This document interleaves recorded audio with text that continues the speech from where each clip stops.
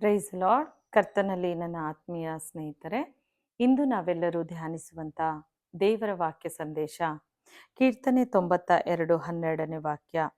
ನೀತಿವಂತರು ಖರ್ಜೂರದ ಮರದಂತೆ ಬೆಳೆಯುವರು, ಲೆಬನೋನಿನ ದೇವದಾರು ವೃಕ್ಷದ ಹಾಗೆ ವೃದ್ಧಿಯಾಗುವರು ಎಂಬುದಾಗಿ ವೇದವಾಕ್ಯದಲ್ಲಿ ಕರ್ತನು ಮಾತಾಡ್ತಾ ಇದ್ದಾರೆ ಪ್ರೇರೆ. ಇಂದು ನೀತಿವಂತರಾದರೆ ನಮಗೇನೆಲ್ಲ ಆಶೀರ್ವಾದ ಬರುತ್ತೆ ಎಂಬುದಾಗಿ ನೀವು ಅಂತ ಇರ್ಬೋದು. ಹೌದು ನನ್ನ ಪ್ರಿಯರೇ, ಈ ದಿನ ಕೆಟ್ಟವುಗಳು ಅಂತಾರೆ ಕರ್ತನು. ಈ ಕಡೆಯ ದಿವಸಗಳು ಕಠಿಣ ಕಾಲಗಳು, ಆದರೆ ನೀತಿವಂತನಿಗೆ ಬಹಳಷ್ಟು ಆಶೀರ್ವಾದವನ್ನ ಕರ್ತನು ಅನುಗ್ರಹಿಸ್ತಾರೆ. ಯಾಕೆಂದ್ರೆ ನೀನು ನೀತಿವಂತನಾಗಿದ್ರೆ ನಿನ್ನನ್ನು ದೇವರು ಅಭಿವೃದ್ಧಿಗೆ ತರ್ತಾರೆ. ನೀತಿವಂತನಾಗಿದ್ರೆ ನೀನು ಲೆಬನೋನಿನ ದೇವದಾರು ವೃಕ್ಷದಂತೆ ವೃದ್ಧಿ ಆಗ್ತೀಯ, ಹಾಗೆ ನೀನು ಎತ್ತರವಾಗಿ ಬೆಳಿತೀಯ, ಉನ್ನತ ಸ್ಥಾನದಲ್ಲಿರ್ತೀಯ. ಈ ದಿನದಲ್ಲಿ ಕಠಿಣ ದಿನದಲ್ಲೂ ದೇವ ಮಕ್ಕಳು ಅನೇಕ ತಪ್ಪುಗಳನ್ನು ಮಾಡ್ತಾ ದೇವರ ದಾರಿಯನ್ನ ತಪ್ಪಿ ಹೋಗ್ತಾ ಇರ್ಬೋದು ನೀವು. ಆದರೆ ಕರ್ತನ ಹೇಳ್ತಾರೆ, ನೀತಿವಂತನಾಗಿರು, ದೇವರಲ್ಲಿ ನೀತಿವಂತನೂ ನಂಬಿಕಸ್ಥನಾಗಿರು. ಕರ್ತನೇ ನಿನ್ನನ್ನು ಉದ್ಧರಿಸ್ತಾರೆ. ದೇವರೇ ನಿನ್ನನ್ನು ಆಶೀರ್ವದಿಸಿ ದೇವದಾರು ವೃಕ್ಷದಂತೆ ಲೆಬನೋನಿನ ಪರ್ವತದಂತೆ ಉನ್ನತ ಸ್ಥಾನದಲ್ಲಿ ಇರ್ತಾರೆ. ಇವತ್ತು ನೀನು ಆಲೋಚನೆ ಮಾಡ್ತಾ ಇರ್ಬೋದು, ದೇವರೇ ನಾನು ಎಲ್ಲದರಲ್ಲೂ ಸರಿ ಇದ್ದೇನೆ, ಎಲ್ಲವೂ ಕೂಡ ನೀಟಾಗಿ ನೀತಿವಂತನಾಗೇ ಮಾಡ್ತಾ ಇದ್ದೇನೆ, ಆದರೂ ನನಗೆ ಆಶೀರ್ವಾದ ಯಾಕಿಲ್ಲ? ಆದರೆ ಕರ್ತನು ತಡ ಮಾಡಿದ್ರು ಹೆಚ್ಚಾಗಿ ಆಶೀರ್ವಾದದಿಂದ ತುಂಬುವಾತನು.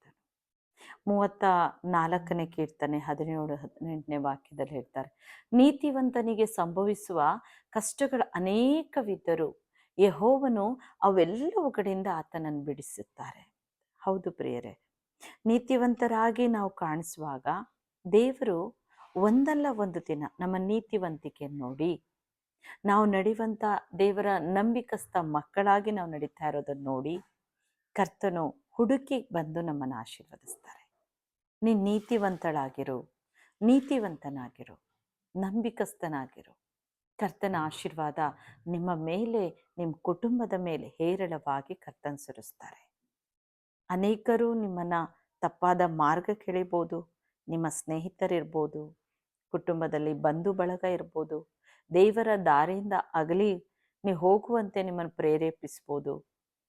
ಅನೇಕ ಪಿಶಾಚಿಯ ಆತ್ಮನ ಕ್ರಿಯೆಗಳು ಕೂಡ ಪಾಪದ ಮಾರ್ಗದಲ್ಲಿ ನಿಮ್ಮ ನಡೆಸ್ತಾ ಇರ್ಬೋದು. ಆದರೆ ಕರ್ತನ್ ಹೇಳ್ತಾರೆ, ಇವತ್ತು ದೇವರ ಕಡೆ ತಿರುಗಿಕೊಡ್ರಿ, ಆತನನ್ನು ಮಹಿಮೆ ಪಡಿಸಿ ಶುದ್ಧರಾಗ್ರಿ, ನೀತಿವಂತರಾಗ್ರಿ. ನೀತಿವಂತನಾಗಿರುವಾಗ ಅನೇಕ ಆಶೀರ್ವಾದಗಳು ನಿಮ್ಮನ್ನು ಹುಡುಕಿಕೊಂಡು ಬರುತ್ತೆ ಪ್ರಿಯರೇ. ನಿಮ್ಮನ್ನು ಅದು ಹೇಗೆ ಆಶೀರ್ವಾದ ತುಂಬುತ್ತೆ ಎಂಬುದಾಗಿ ನೋಡುವಾಗ, ನೀವು ವ್ಯಾಪಾರದಲ್ಲಿ ಸುಳ್ಳಾಡದೆ ವ್ಯಾಪಾರ ಮಾಡ್ತಾ ಇರ್ಬೋದು.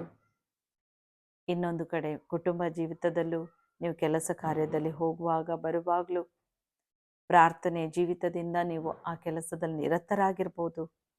ಇದೆಲ್ಲವನ್ನ ದೇವರು ನೋಡ್ತಾ ಇರ್ತಾರೆ. ನಮ್ಮ ನೀತಿವಂತಿಕೆ, ನಮ್ಮ ನಂಬಿಕಸ್ತಿಕೆ, ಮುಂಜಾನೆ ನೀನೆದ್ದು ಕರ್ತನನ್ನು ಆರಾಧಿಸೋದು, ದೇವರನ್ನು ಮಹಿಮೆ ಪಡಿಸ್ತಾ ಒಂದು ಪರಿಶುದ್ಧ ಜೀವಿತ ನೀನು ಮಾಡ್ತಾ ಇರ್ಬೋದು. ಯಾರು ಏನೇ ಇರಲಿ, ನಾನು ಪರಿಶುದ್ಧನಾಗಿರ್ಬೇಕು, ನಾನು ಪರಿಶುದ್ಧಳಾಗಿರಬೇಕು, ನಾನು ಪ್ರಾರ್ಥನೆ ಜೀವಿತದಲ್ಲಿರಬೇಕು, ನನ್ನ ಕುಟುಂಬ ಒಂದು ಅಮೂಲ್ಯವಾದ ಕರ್ತನನ್ನು ಭಯಭಕ್ತಿಯಿಂದ ನಡೆದುಕೊಳ್ಳೋ ಕುಟುಂಬವಾಗಿರಬೇಕು ಅಂತ ನೀವು ಆಲೋಚಿಸಿ ನಡೆಯುವಾಗ ದೇವರು ಅದಕ್ಕೆ ದೊಡ್ಡ ಪ್ರತಿಫಲವನ್ನು ಕೊಡ್ತಾ ಇದ್ದಾರೆ, ನಿಮ್ಮನ್ನು ಉದ್ಧರಿಸ್ತಾ ಇದ್ದಾರೆ. ಹಿಂದೆ ನೀತಿವಂತರಾಗಿ ಆಶೀರ್ವಾದವನ್ನು ಹೊಂದ್ಕೊಳ್ರಿ. ಒಂದು ವೇಳೆ ನೀತಿವಂತಿಕೆ ಇಲ್ಲ, ನಂಬಿಕಸ್ಥರಾಗಿಲ್ವಾ, ಕರ್ತನೇ ನನ್ನನ್ನು ಪರಿವರ್ತಿಸು, ನನ್ನ ಶುದ್ಧಿ ಮಾಡು, ನನ್ನನ್ನು ಒಬ್ಬ ನೀತಿವಂತನನ್ನಾಗಿ ಮಾಡು, ನಂಬಿಕಸ್ಥಳಾಗಿ ಮಾಡು. ದೇವರೇ, ನಾನು ನಿನ್ನಿಂದ ಆಶೀರ್ವಾದವನ್ನು ಹೊಂದ್ಕೋಬೇಕು ಎಂಬುದಾಗಿ ಅಪೇಕ್ಷೆ ಪಡ್ರಿ. ಕರ್ತನೆ ಆ ವಾಗ್ದಾನದಲ್ಲಿ 34 ಕೀರ್ತನೆ 17ರಲ್ಲಿ ನೀತಿವಂತನಿಗೆ ಸಂಭವಿಸುವ ಕಷ್ಟ ಅನೇಕವಿದ್ದರೂ ಯೆಹೋವನು ಅವೆಲ್ಲವುಗಳಿಂದ ಅವನನ್ನು ಬಿಡಿಸುತ್ತಾನೆ.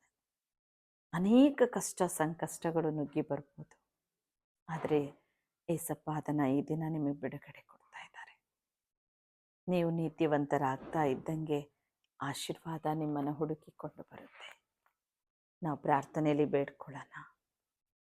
ಸರ್ವಶಕ್ತನ ದೇವರೇ, ಈ ದಿನ ನನ್ನೊಂದಿಗೆ ಸೇರಿ ಯಾರ್ಯಾರು ಪ್ರಾರ್ಥಿಸ್ತಾ ಇದ್ದಾರೋ ಪ್ರಭು ಅಪ್ಪ, ಅವರು ಒಂದು ವೇಳೆ ನೀತಿವಂತರಾಗಿಲ್ಲದೆ ನಂಬಿಕಸ್ಥರಾಗದೇ ಇರ್ಬೋದು. ಅವರನ್ನು ಪರಿವರ್ತಿಸು ತಂದೆ, ನೀತಿವಂತರನ್ನಾಗಿ ಮಾಡು ಅಪ್ಪ. ಅವರನ್ನು ನಿನ್ನ ಮಾರ್ಗದಲ್ಲೇ ನಡೆಸು ಏಸಪ್ಪ. ಹಾಗೆ ತಂದೆಯವರು ನೀತಿವಂತರಾಗಿದ್ದರೂ ಆಶೀರ್ವಾದ ಇಲ್ಲದೇ ಅವರು ತವಕಿಸ್ತಾ ಇದ್ದಾರೋ ಅಂತ ಒಂದೊಂದು ಕುಟುಂಬಗಳ ಮೇಲೆ ನಿನ್ನ ಆಶೀರ್ವಾದ ಇಳಿಯಲಿ. ಪರಿಶುದ್ಧಾತ್ಮನೇ, ಅವರನ್ನು ನೀನು ಆವರಿಸಿಕೋ ಸ್ವಾಮಿ. ಅವರನ್ನು ವೃದ್ಧಿಗೊಳಿಸು. ಅವರ ಕೆಲಸ ಕಾರ್ಯಗಳಲ್ಲಿ ಅಭಿವೃದ್ಧಿ ಆಗಲಿ. ಅವರು ಏನೇನು ಬೇಡಿಕೊಂಡಿದ್ದಾರೋ ತಂದೆ, ಅವರ ಬೇಡಿಕೆಗಳು ನೆರವೇರಿಸು. ನೀತಿವಂತನಾಗಿ ಅನೇಕ ಕಷ್ಟ ನಷ್ಟಗಳು ಅವರು ಅನುಭವಿಸ್ತಾ ಇರ್ಬೋದು. ನೀತಿವಂತನಿಗೆ ಸಂಭವಿಸುವ ಕಷ್ಟಗಳು ಅನೇಕವಿದ್ದರು ಯೆಹೋವನು ಅವುಗಳೆಲ್ಲವನ್ನ ಬಿಡಿಸುವ. ಹೌದು ಕರ್ತನೆ, ಅದರೆಲ್ಲದರಿಂದ ಬಿಡಿಸು. ಅವರಿಗೆ ಉತ್ತಮ ಆರೋಗ್ಯ ಅಪ್ಪ, ನಿನ್ನ ಆಶೀರ್ವಾದ ಕೃಪೆ ಅವರ ಮೇಲೆ ಇಳಿದು ಬರಲಿ ಸ್ವಾಮಿ. ಅವರು ಏನೇನು ಬೇಡಿಕೊಳ್ತಾ ಇದ್ದಾರೆ ಅದು ಹೊಂದಿಕೊಳ್ಳಲಿ ತಂದೆ. ತಂದೆ, ನೀನು ಆಶೀರ್ವಾದ ಮಾಡುತ್ತಾ ಇರೋದ ಸ್ತೋತ್ರಪ್ಪ. ಅವರನ್ನು ವೃದ್ಧಿಪಡಿಸ್ತಾ ಇದೆಯಾ ಸ್ತೋತ್ರ. ಅವರ ಅಭಿವೃದ್ಧಿಯಿಂದ ಅಭಿವೃದ್ಧಿಗೆ ತರ್ತಾ ಇದೆಯಾ ವಂದನೆ ಪ್ರಭು. ಅವರು ಅನೇಕ ಕಷ್ಟದಲ್ಲಿ ಇಕ್ಕಟ್ಟಿನಲ್ಲಿರುವಾಗ ಆ ಎಲ್ಲ ಇಕ್ಕಟ್ಟು ಕಷ್ಟಗಳಿಂದ ಇಂದು ಬಿಡುಗಡೆ ಕೊಡ್ತಾ ಇದ್ದೀರಾ. ಸ್ತೋತ್ರ ಪವಿತ್ರ ಆತ್ಮನೆ, ವಂದನೆ ಸ್ವಾಮಿ. ನಿನ್ನ ನಾಮ ಒಂದೇ ಅಲ್ಲಿ ಮಹಿಮೆ ಆಗಲಿ. ಯೇಸು ಕ್ರಿಸ್ತನ ದಿವ್ಯ ನಾಮದಲ್ಲಿ ನಾವು ಬೇಡಿಕೊಳ್ಳುತ್ತೇವೆ ತಂದೆ. ಆಮೆನ್.